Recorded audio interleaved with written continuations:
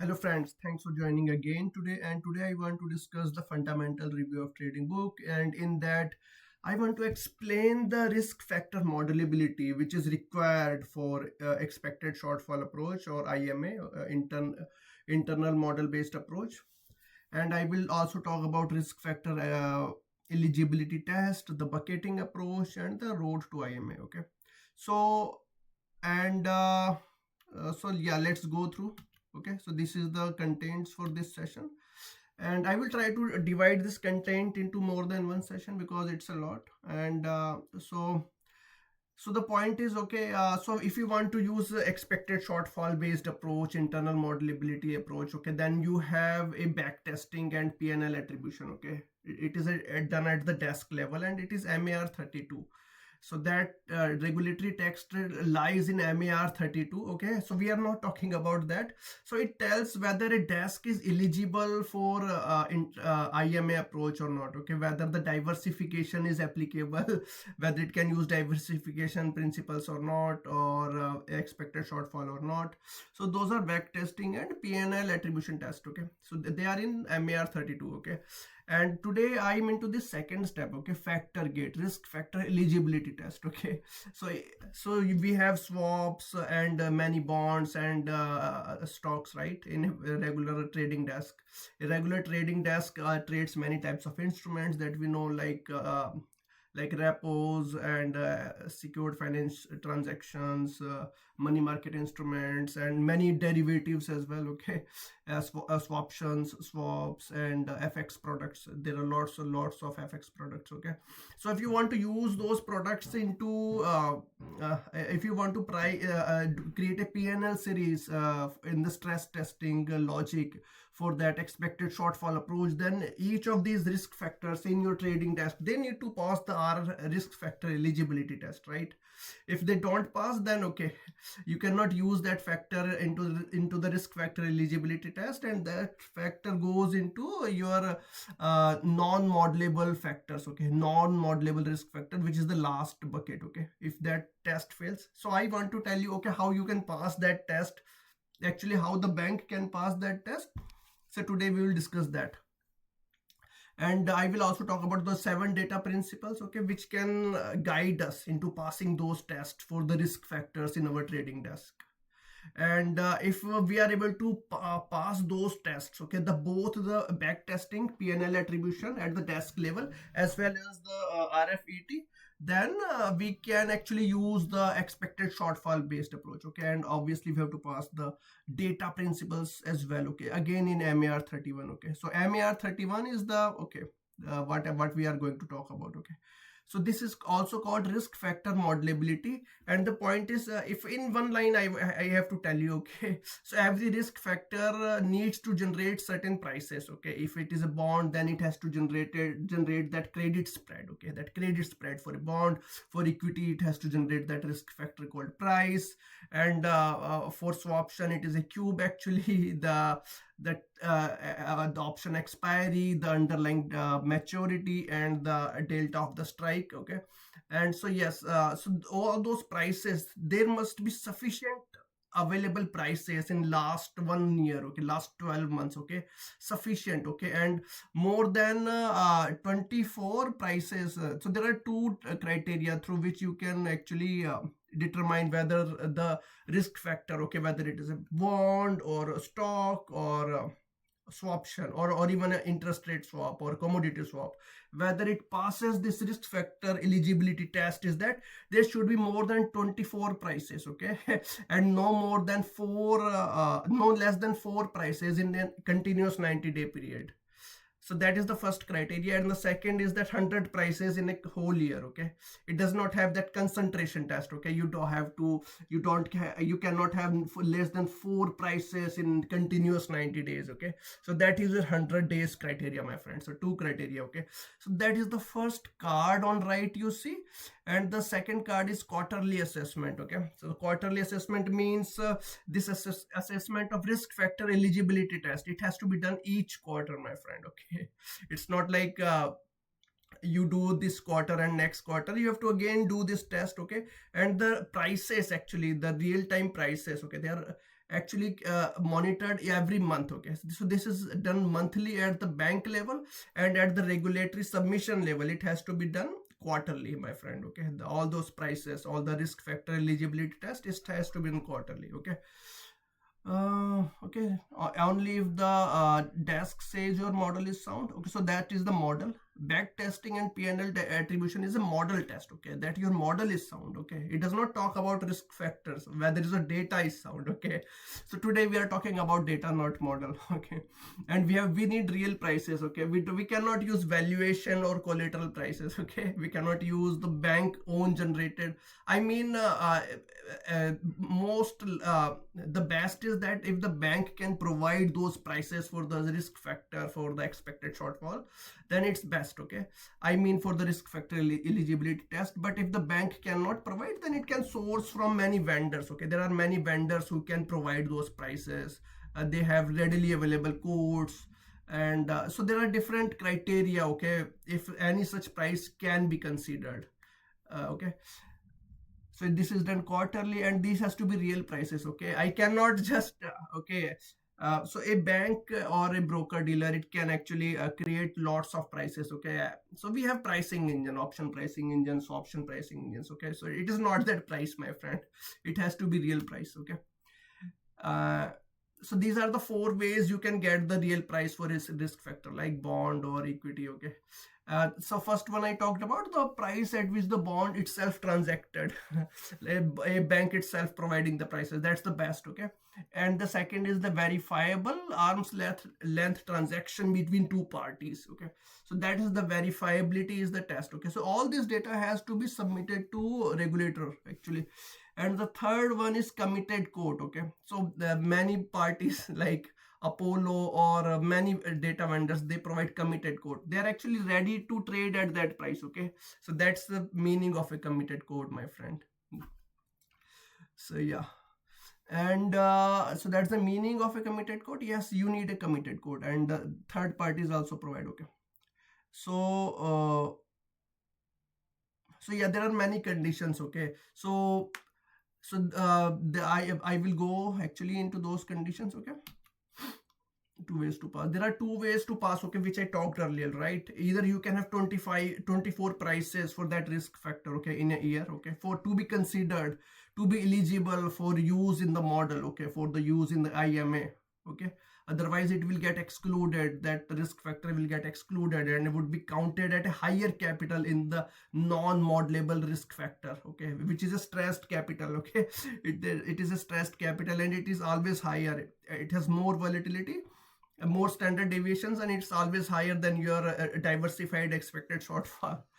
Okay, and so yes, 24 price observations per year, my friend, and no more than 90 days of fewer than 4 observations. Okay, so on this actually I have one real life price I mean risk factor eligibility test, which actually checks whether a risk factor is RFET possible or not. Okay, I built it on Excel. Okay, I will show you. Okay, I have that one.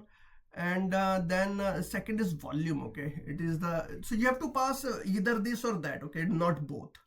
Oh, and the second is, okay, in the 12 month, okay, you have to just get 100 prices. Okay, so that is the easy one. Okay, not easy one. Okay, so this one is more, second one is more better if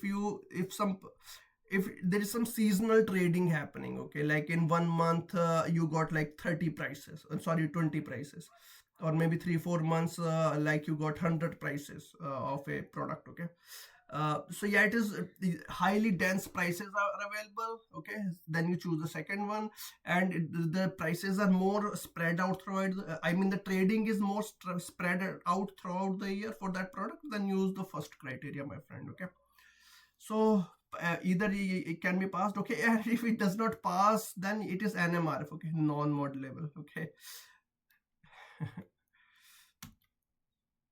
Okay, yeah, it is not your price. Okay, you can go through this slide. I will paste it on GitHub.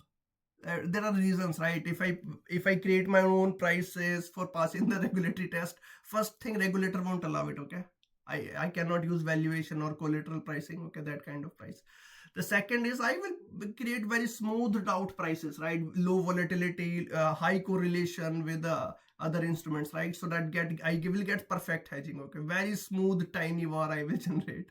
So, and it will actually in the PLA test, if you see here, I need PLA test, okay, profit and loss attribution test, okay. It will fail there because my front office they will use hypothetical PNL. They will use the real PNL, and they will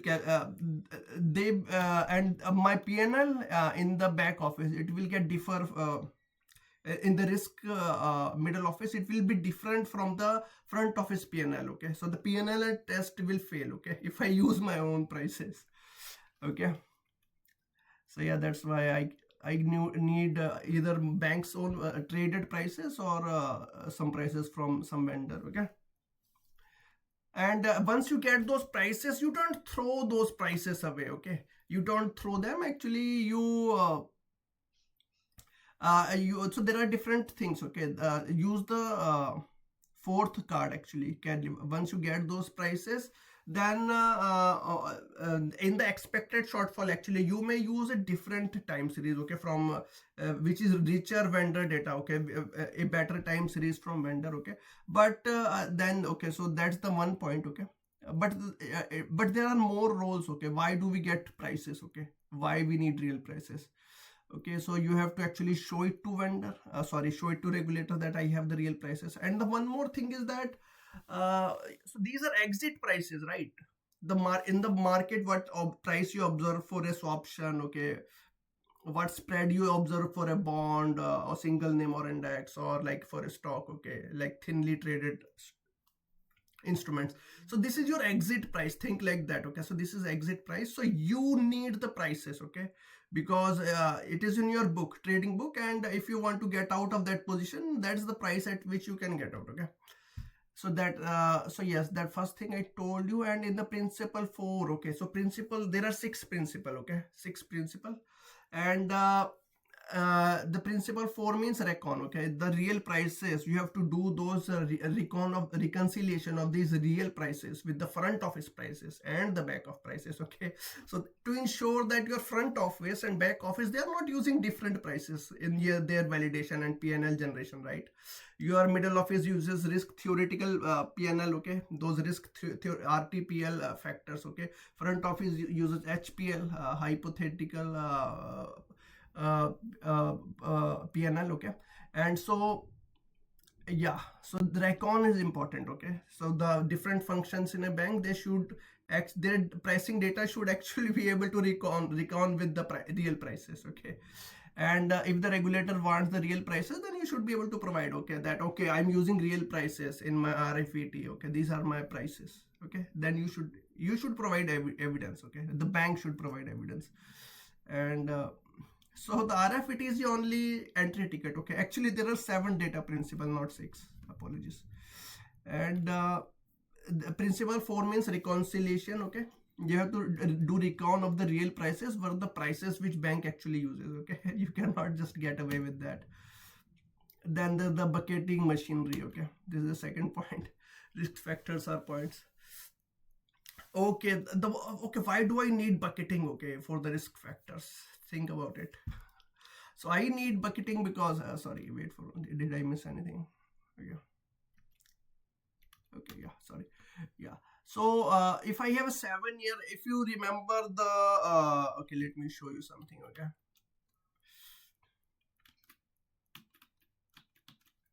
Okay, so I wanted to show you something.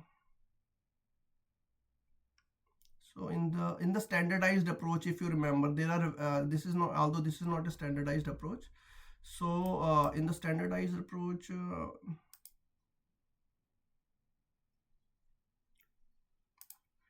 okay,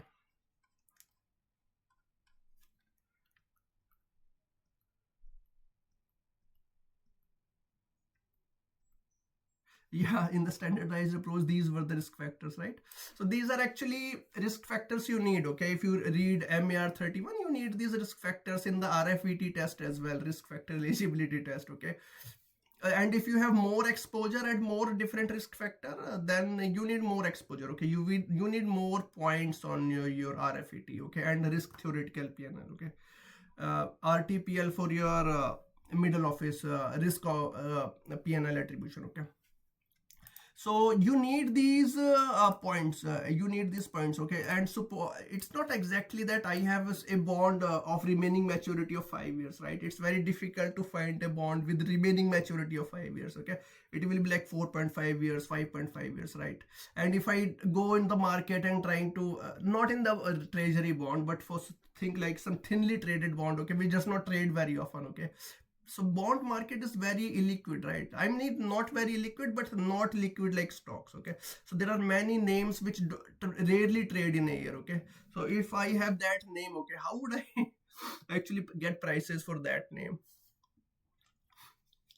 So yeah, so regulator actually, so Basel publishing body, they provide a flexibility is that you can actually create a bucket and count your prices or risk factor data into that bucket. Okay, so you can do that bucket, sorry, you can do the counting in that bucket. And so it helps in the counting, right? If you if I'm throwing darts at the dartboard, okay, and if I have to middle circle, okay, but if I make the circle bigger, okay, then I can easy for me to put more darts into that circle, right? Think like this. Okay, it's like a bucket. I can decide, okay, 5 year to 7 years is a bucket, like 5 years to seven is a bucket. Okay? And I can count all my risk factors in that bucket. Okay, so that then it is easier for me, right? Yeah, sorry.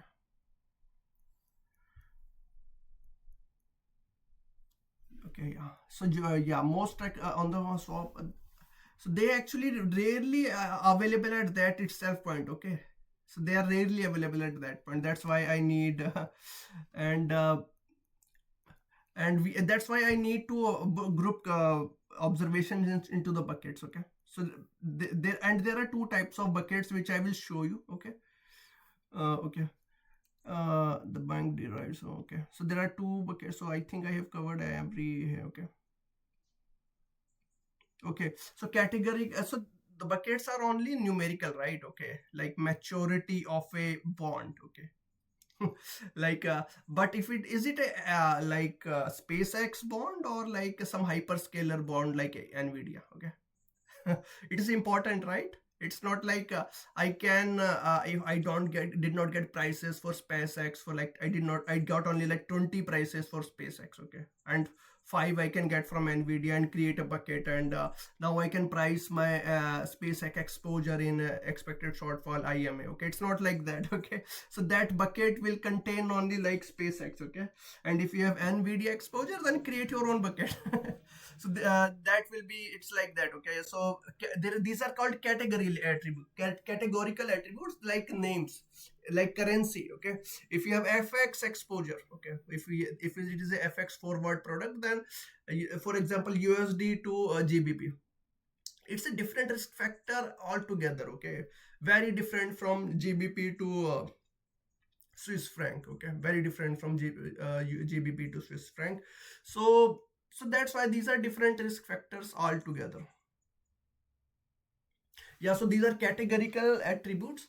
And the yeah, so they have to be same in for that bucket, and same is the issuer. Okay, that example I gave you. And the seniority is also important. Okay, so it exactly matches, it should exactly match. Okay, and yeah, so let me show you the Excel. Okay, so this is what we discussed. Okay, why we need real prices. Okay, okay, and decision map. Okay, so yeah, so this will come. Okay, I think it is on the next slide. Yeah, so so these are the buckets, my friend. Okay, how do we assign bucket? Okay, and for different asset classes we have different bucket structures. Okay, for interest rate, FX, and commodity in a single dimension. Okay, so bond is a single dimension object, think like this. A bond or CDS is a single dimension. There is only one maturity, right? There are not two maturity. Single dimension object, okay? So that is your bucket A, my friend, okay? Interest rate, FX. FX also is a single maturity, right? FX, like forward FX, thing like this, forward FX or bond, okay? They have single maturity. And commodity, okay? Forward commodity, okay? Forward commodity, like after 1 year, after 3 months, I will get this crude delivery, okay? So that is and so now this is your curve, my friend, okay? Single tenor, okay? This is your curve, right? What is a curve? Like single line, okay? One single line, okay? So that's a curve, my friend. And what is your surface? Okay, surface is two-dimensional, right? It has the x-axis and y-axis, think like this. So that's the point, okay? Surface is there. Let me show it to you, okay? So these are the interest rate and FX commodity A, okay? And this is the section in the MER 31, okay? And for so what is the two-dimensional, okay, surface, okay? That's I wanted to tell you. And that is, okay, suppose if for so after you can okay, yeah. So okay, so there are two tenors, right? So sorry, actually. Yeah, this is a good point, actually. Yeah, forward settling swap, okay? If swap that starts after like 6 months or 8 months, okay? Sorry, actually that was brain fog. Yeah, swap that will start at some point in the future, okay? Like a euro swap or constant maturity swap, okay? They are also discussed in the market, like 2 year into 5 year, like 2y into 5 year, like and so that is two dimensional, right? You think like one is the maturity and one is the tenor, my friend. So that is the forward starting swap, okay? See, there are two there is a start tenor and then maturity of the underlying product. See, so that's the distinction between A and B, okay? So that's the most important point, okay? That's the most important point. So A and B are different, okay, my friend? You might be wondering, okay, what is difference between two IR FX commodity and this is IR FX? So it is different, right? It's forward starting, okay? Multiple maturity. One is the maturity of one contract and second is the second underlying, okay? Forward starting swap, it will start after 5 months, 10 months, okay? And that's why it is a car, it is a surface, right? Two dimensions, okay? And the third is credit, okay? See, the credit was not here. Credit and equity is here. So it again it's not for spot products, okay? It's not for spot, it is like forwards and futures only, okay? And think again, we have not discussed any delta or volatility or optionality now, okay? So these are optionality free products, my friend. Optionality free products. So this one actually yeah, credit spread, actually. So this one is different from this one, actually. This is interest rate exposure only, okay? This is credit spread, okay? What is the risk to the issuer, okay? What is the risk to the issuer? What is the IR means, okay? Issuer to the macroeconomic, okay? General interest rate, okay? And yeah, so this is bucket C, okay? Like I can again give a bond example to you, okay? The bond future, okay? It has a credit spread component. I can give you equity example, like forward traded equity, the equity which will get after like 6 months, okay? Equity forward or equity future, index future, actually. It's a very good example. Index future, S&P 500 future, right? A very liquid and traded instrument, okay? Equity future, okay? And yeah, so and swaps also, okay? I forgot to mention swaps are very good example. And sorry, it will come here. Swap will come here, okay? Not swap is like single maturity, right? Okay, that's the point. Any object with a strike dimension, like option, okay? It has a delta D, okay? The bucket itself is D, okay? So it comes, so we have to assign, okay, in which bucket it will come, okay? So that's very important thing, okay? my friend. It if you want to take advantage of the bucketing approach, okay, in the accounting of prices availability, then okay, you need to allocate buckets for each risk factor, okay, whether it is swaption in my or swap, interest rate swap, commodity swap, or total return swap, okay. It has to go through this process. And yeah, and this is the okay, I did not talk about, so this was the volatility, okay. And this C, okay, option, okay, think about that, your 1 week option, they are traded on OCC, 1 week option, expiry and strike. And yeah, so there is expiry C, okay, and D, okay. So yeah, you have to memorize it, my friend, okay. So if there is some generality, okay, something common, okay, whenever you see delta or strike, okay, so then you have to use D bucket, okay. Delta value, it is the, there is a definition of delta here, my friend, okay. It is the probability of your contract ending in money, okay. When the contract expires, what is the probability of this contract ending in money, okay. So that's the main point, my friend. And yeah, and yeah, so for swaption you have to memorize it, okay. B C D, think it like that. B means tenor of your option, okay. And sorry, tenor is the underlying tenor, okay. What is the maturity of the underlying swap, okay. Expiry, for options we have expiry, okay.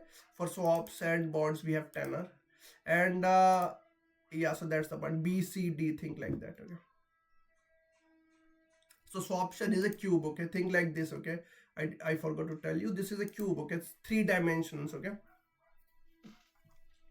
B C D, it's 3 dimensions, my friend. And surface is like 2 dimensions, 2 dimensions C, my friend. It's a 2 dimension object, surface, okay. Surface, okay. And so okay, so whenever you see any option, okay, then the C will come, okay. Why? Because every option has expiry, right? So any type of option, okay, C will come. Any on a type of option, D will come, because every option has delta, okay. Which in this context, what is the delta? It is ND2, okay. If you remember that black school's formula, okay, ND2, if you remember, then it means the option expiry, actually. It sorry, let me refresh my concept a little bit. It is and regulatory delta is ND2. Sorry, I forgot. And yeah, so that's the point. And yeah, so we have covered a curve, surface, and cube, okay. Now to the next point, okay.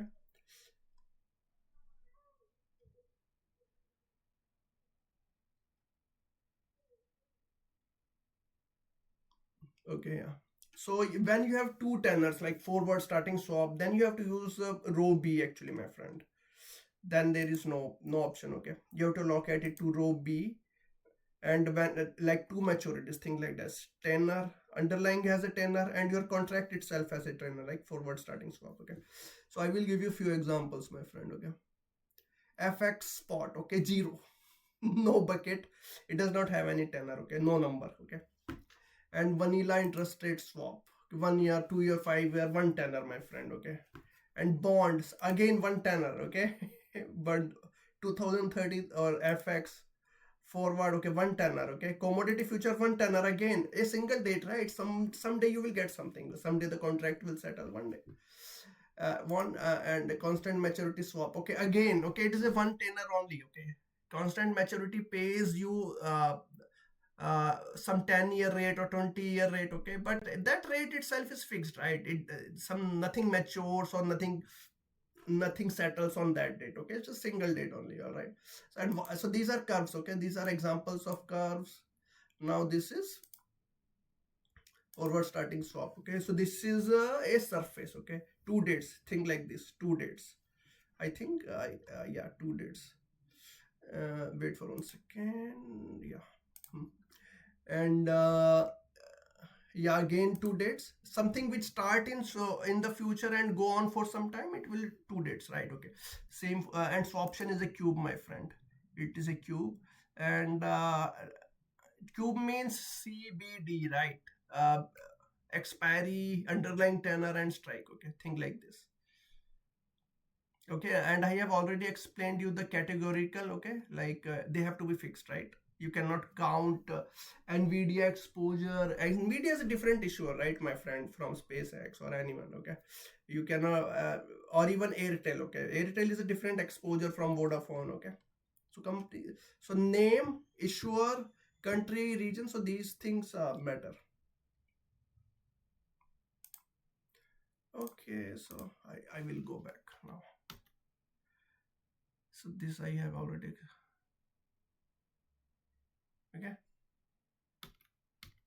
okay, so these are the different. Okay, so it is better to be explained here. Actually, this is a better view. And so now you know how to allocate two bucket, right? Suppose you allocated one exposure to A. Okay, so as what is the maturity of your product? Okay, then as per that it will come here. Okay, so these are regulatory bucketings. Okay, these are regulatory buckets, not your not my own buckets. There are two types of buckets. So this is the regulatory bucket. So for example, if you have like a swap which matures in 5 years, okay, interest rate swap, okay, for EUR, sorry, Euribor, okay, Euribor swap maturing in 5 years. So then your all Euribor swaps, okay, they can come into this bucket if you are using regulatory, okay, regulatory bucketing, okay. Or suppose you have I mean to say one SpaceX bond, okay. Then it can, depending upon maturity, you will assign into this tenor, but again you have to take care of the categorical values. Okay, for example, GBR to sorry, GBP versus USD. Okay, so you could have different contracts for the GBP versus USD, but depending upon maturity, okay, so they will come into this bucket. Okay, category is important. Okay, I cannot mix different currencies, I cannot mix different FX products, I cannot mix different issuers, I cannot mix different regions. Okay, it is important. So okay, so okay, all right. Okay, the same thing. Okay, same thing. If you see that the buckets are actually narrow here compared to this. Okay, B bucket are very wide. Okay, see how wide they are. If you have some product which mature sorry, a contract which starts in the future, okay, forward starting swap, okay, then see it is quite wide. Okay, there's more regulatory latitude. Okay, see how much freedom you get, you can. So I think, yeah, because of these wider regulatory buckets, it gets easier to get the number of prices we want. Yeah.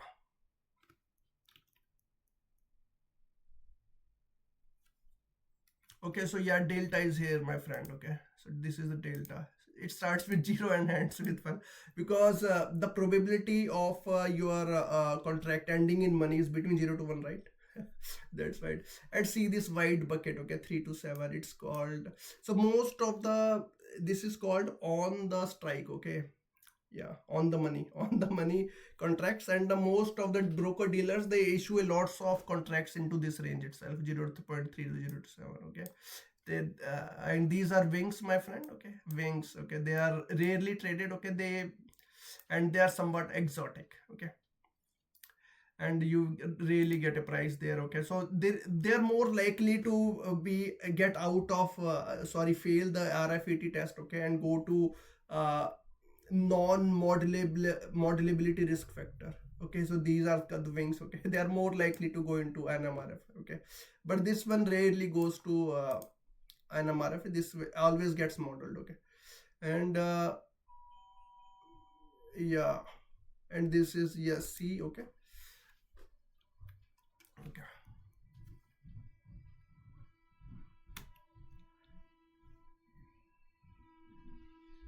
So okay, so that's what I told you, right? So this delta, okay, it's not regulatory delta. Sorry, D2 is the, so, and D2 is the regulatory delta. Think like this. Okay, if some broker gives you a delta like 25 delta, okay, then they are talking about your hedge ratio. Okay, it's a hedge ratio. Okay, and it is like ND1. Okay, it's ND1, and ND1 is not equal to ND2, right?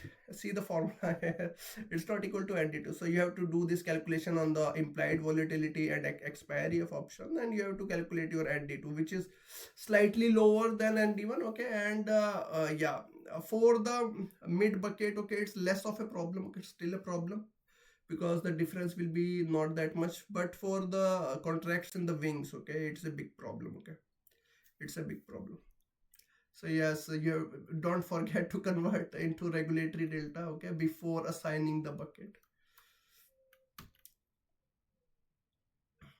Yeah, so this is the definition of bucket, okay.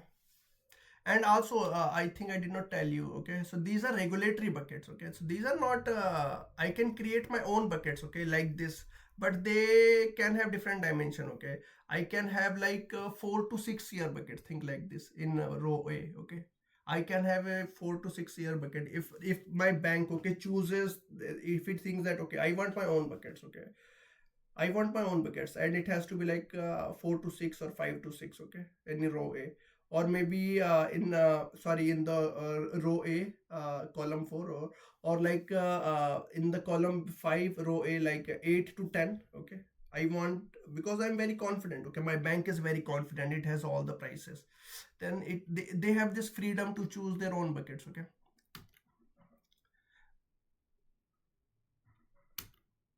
Okay, so this is the me trying to explain you, okay, how the structure looks. If you see that a curve, like it's a range, right? Think a curve like a range, okay, 4 to 7, okay. You have to combine all the prices there, okay, and see the surface, okay. It is bounded in 2 dimensions, okay, like expiry and a tenor, okay. Yeah, or even the strike, okay. The second dimension can be strike, okay. Yeah, and the cube, right, it is like defined in 3 dimensions, enclosed in 3 dimensions, and surface enclosed in 2 dimension, and curve in 1 dimension only, okay. So your own bucketing, it retains this shape, okay. So your own bucketing, it has the same shape, but these ranges can be different, okay. These ranges will be different. And also categorical coordinates, you have to take care of them first, okay. Currency, you cannot like mix USD to INR versus USD to GBP, right? So there is a separate bucket for every currency, cross currency exposure, and every issuer. Yeah,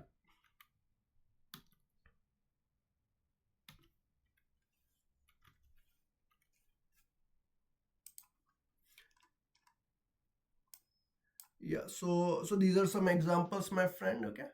And this is a vanilla swap, okay, and it matures in 5 years, okay. So which bucket it will go? I'm talking about regulatory bucket, okay. But the own bucket also works the same way. The numbers, the numbers only change, okay. It will go to 4 to 7 year bucket, okay. And you have to find enough trades in this bucket for okay. You have to find enough trades in this bucket for euro IRS. Fixed versus 6 month Euribor. Okay, so that is your risk factor, fixed versus 6 month Euribor. And same for this, okay, bucket B. And you have to find, so B to B, it is forward starting swap, okay, forward starting swap. And one dimension is 0.75 to 4 year, and second is 4 to 10. It is B by B. And you have to find enough trades, I think, yeah, 24 trades or 100 trades, depending upon which method the bank chooses. And then say caps and floors, they are the options, right? They are the options only. And yeah, the delta and expiry, right? Delta and expiry. So, sorry, C and D, B and C. So these are surface example. Then this is cube, okay. This is the cube. So option is a cube, okay. Option has one expiry, and the underlying has one maturity, sorry, one tenor, and delta of the underlying, sorry, delta of the option, fx, yeah. So these are all, okay. So yeah, so you can determine, okay, which one is a cube, which one is surface, okay. And so these are good examples.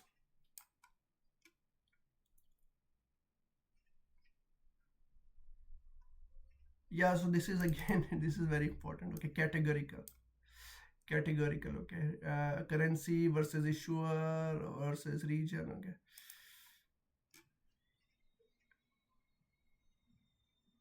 so this should match. Okay, it is again extension of this. Okay, interest rate, currency, reference rate is important. Okay, and curve. Okay, 3 months, that should match for included into that bucket. Okay, it should match. FX currency pair that I explained, and for credit, a single name reference. Okay, seniority currency clause. Okay, and yeah, issuer index comment. So yeah, so that should match. Okay, what I have discussed till now, it is only like numerical values, right? Tenor, delta, expiry. Okay, so these should be decided first. Okay, and for each factor you have to provide details to the regulator. Okay, for this factor I chose this approach. Okay, I used own bucket or regulatory bucket and assigned to this band. Okay, the band. So these details have to be provided to regulator.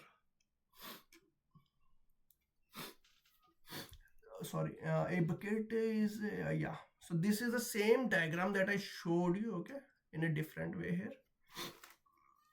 So a curve has two bounded in two dimension, right? So this is think like this is 4 to 7 year bucket. Okay, regulatory bucket only. Okay, so these okay, so the shape does not change, right? Even if you choose your own bucket. Okay, I have it different, I want some flexibility, or the bank wants some flexibility, then the shape does not change. Okay, it's the range can change but not shape. Okay, geometry, yeah, it belongs to the risk factor, not the election.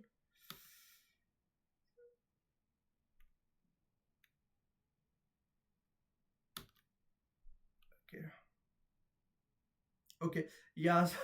Own versus regulatory, that's what I was telling, right? You can choose your own buckets as well. Okay, let's go there. Yeah, your grade 1 factor per okay, so who draws the bucket? Okay, so it is sheet number 40. I think we can go there.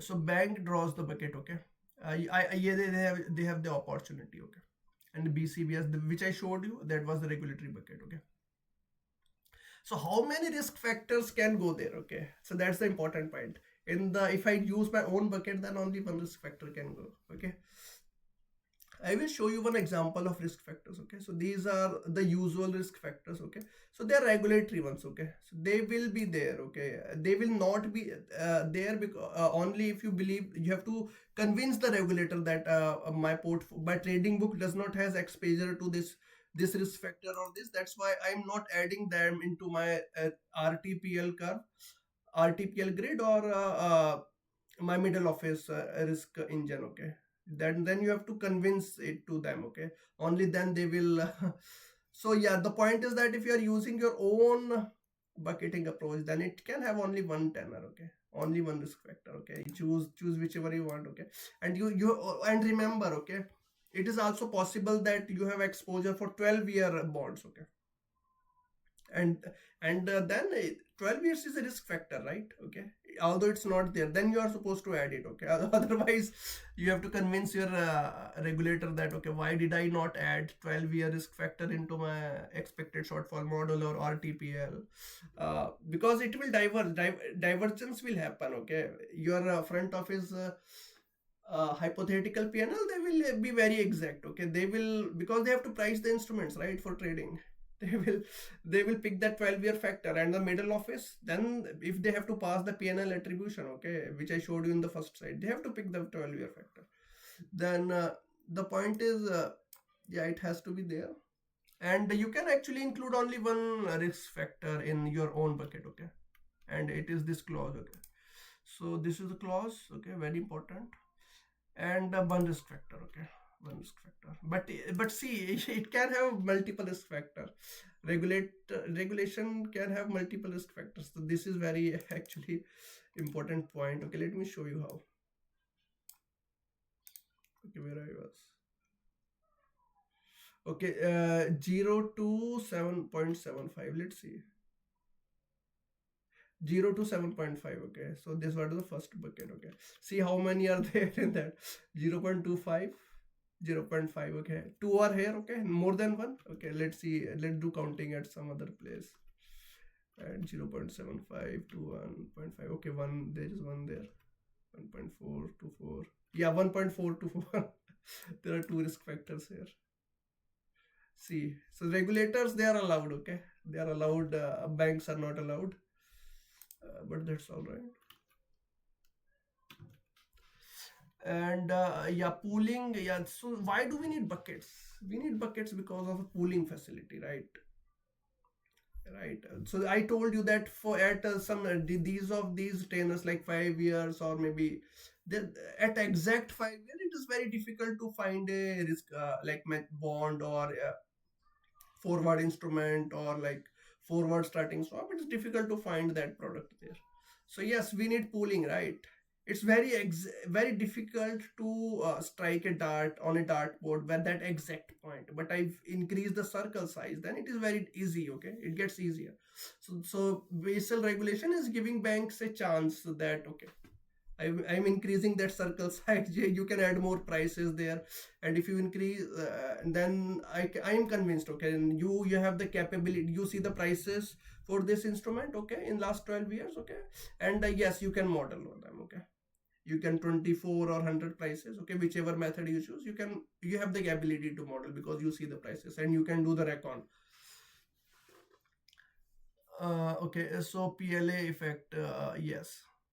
So there is a PLA risk, right? Actually, because you cannot actually increase the size of, because it will strike some factor. Okay, if it strikes any factor, like, then is a PLA attribution risk. Okay, and yeah, there is no such risk in the regulatory approach. Okay, because it automatically uh, uh, because it automatically has multiple factors. Okay, no PNL attribution, it does not affect.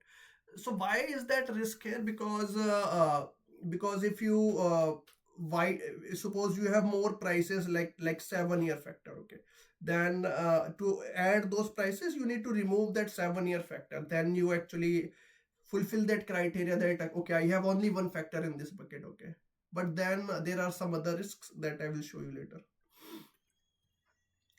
Yes, so this is the cleaner on no broad modellability. So there is also representation bill. Okay, there is a representation bill. Okay, let me show you what is that. So there is a, okay, so you cannot actually accommodate more than one factor. Okay, in the own bucket, it has to be only one factor. So it cannot be very wide. Okay, own bucket cannot be very wide. So pooling is allowed in both of them, but own bucket can only pool when, okay, there is no risk factor sitting at that point. Okay, think like this. Okay, you have lots of trade in like 5-year bucket. Okay, sorry, 7-year bucket. You have lots and lots of trade, but the prices the prices are not available. There are like 12 prices only available at the 7-year bucket, but the 6-year bucket point is very liquid. Okay, so sorry, 7-year was thin, 6-year was thick. Okay, 6-year has lots of prices, and you want to borrow that modellability, risk factor modellability of 6 years. So yeah, you can add create a new bucket like 6.5 to like 7-year bucket. Okay, thing like this. Okay, it's allowed in the own bucketing. Okay, it's legal. uh yeah, so that's the point. Okay,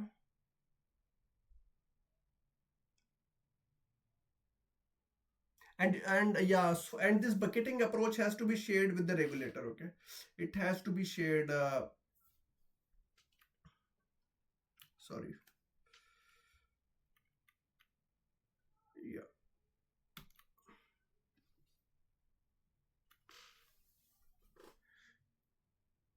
Yeah, so that bucket is fine in the own bucketing. Okay, it is fine because you simply cannot overlap with more than one risk factor. Okay, if you want to use a bigger pooling, then use the regulatory bucket. Okay, but regulatory bucket has a problem. Okay, suppose okay, I will show you why.